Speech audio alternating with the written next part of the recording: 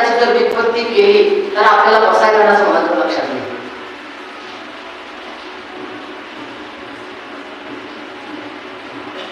चतुर्थी तत्पुरुष जर समास केला, प्रकृष्टेभ्यः अर्थना इति प्रार्थना. अर्थना म्हणजे मागणी, याचना, अर्थ दाखवणे. प्रकृष्टेभ्यः अर्थना म्हणजे काय? प्रकृष्ट म्हणजे श्रेष्ठ, श्रेष्ठांसाठी केलेली मागणी म्हणजे प्रार्थना. मला सांगा, आणि ग्रंथोपजीवी जे ग्रंथावर उपजीवन ज्यांचं आहे अशा ज्ञानी व्यक्तींसाठी सुद्धा माऊली म्हणतात की किंबहुना सर्वस्वी.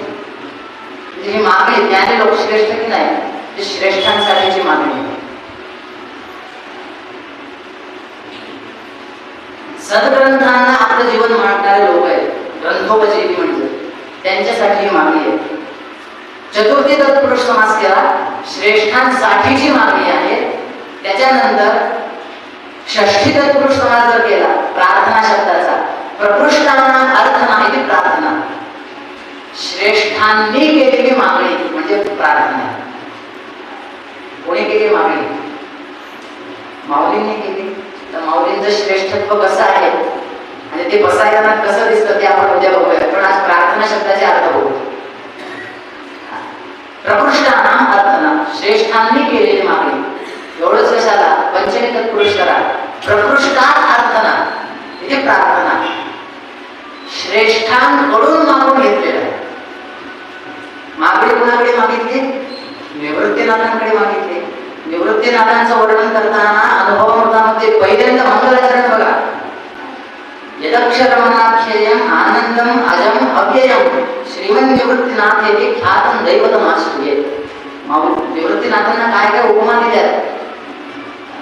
अजम अव्ययम यद अक्षरम अनाख्य, हे सगळे तुम्ही विशेषण बघा. त्याच्यावरून लक्षात येईल की मागणी कुणाकडून मागतात आणि ते कसे श्रेष्ठ आहेत. ते किती अर्थ झाले आतापर्यंत? 3 अर्थ झाले. प्रकृष्टानां अर्थना जे श्रेष्ठांनी मागितलेलं, श्रेष्ठांसाठी मागितलेलं, श्रेष्ठांकडे मागितलेलं. आणि अजून एक अर्थ सांगतो, तो म्हणजे कर्मधारय करा. प्रकृष्टाच्या सौअर्थनाची प्रार्थना,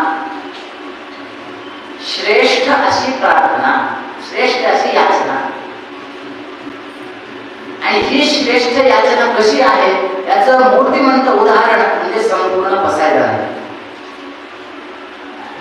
उद्या थोडक्यामध्ये श्रेष्ठ याचना कशी असते आणि ती आपल्याला कुठं कुठं पाहायला मिळते हा थोडक्यामध्ये विचार करून उद्या आता विश्वात्मके देवे याच्यामध्ये आता पद कशासाठी घातलेला आहे? आता शब्दाचे आचार्यांनी आता म्हणजे अथ हा शब्द कधी वापरावा, माऊलींनी कुठल्या अर्थे वापरलेला आहे?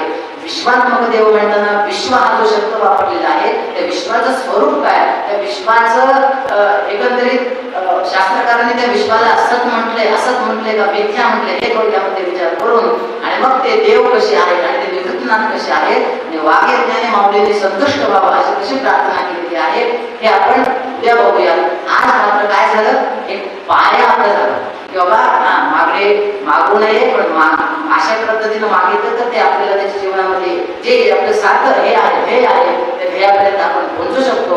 आणि बसायदान ही एक प्रार्थना आहे आणि ती प्रार्थना हे 4 प्रार्थनेचे 4 प्रकार आपण केले. आजची वेळ इथं संपलेली आहे. उद्या आपण ती 8 वाजता पुढचं चिंतन करूया. कुंडली